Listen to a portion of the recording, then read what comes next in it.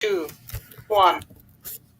Well, here we begin really the second half of the course where uh, we'll sort of significantly change the type of work we're doing. But I believe we can build on what we've been doing, what we did in the first half of the course, and keep in mind that the method, the very simple method that we've been applying, using, still applies. Uh, that is, we're still dealing with arguments. Arguments always consist of reasoning. Reasoning means making inferences from premises.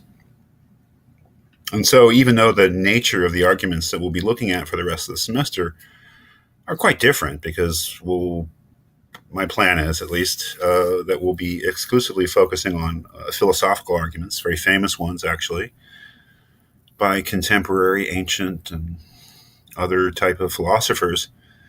That we'll be doing the same thing, looking at these arguments. They're on sort of bigger topics, philosophical topics, like the nature of death, the nature of our duties and obligations to other human beings, the nature of our knowledge of the external world, and things like that. Traditional philosophical topics, but they're still arguments. And here we begin week 6, having finished our sort of working through practicing the analysis of arguments, having taken the midterm exam.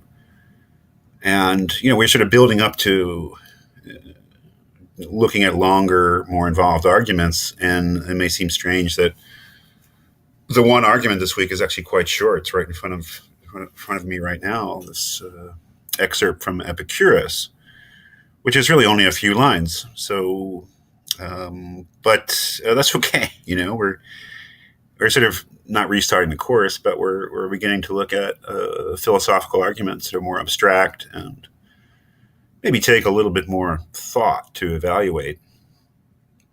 It's okay to start with a short one.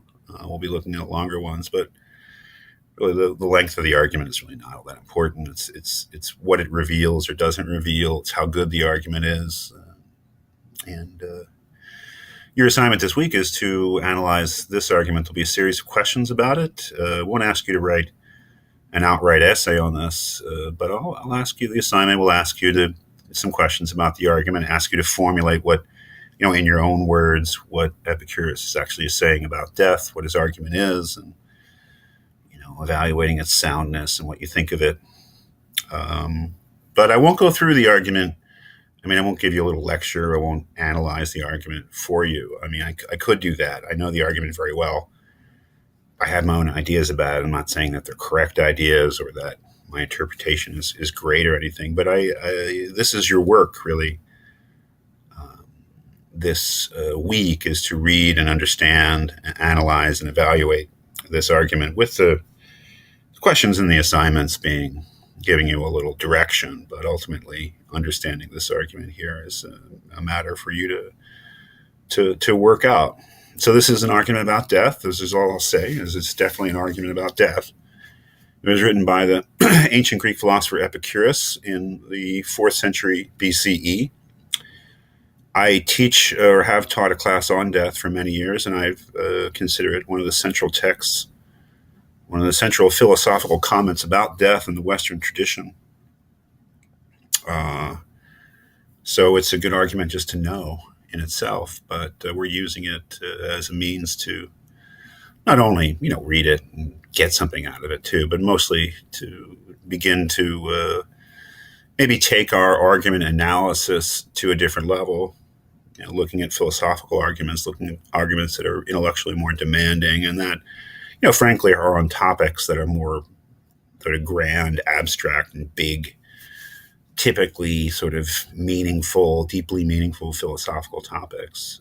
So I won't go through the argument. You'll sort of reconstruct the argument in your own words, but I'll be asking you some questions about it.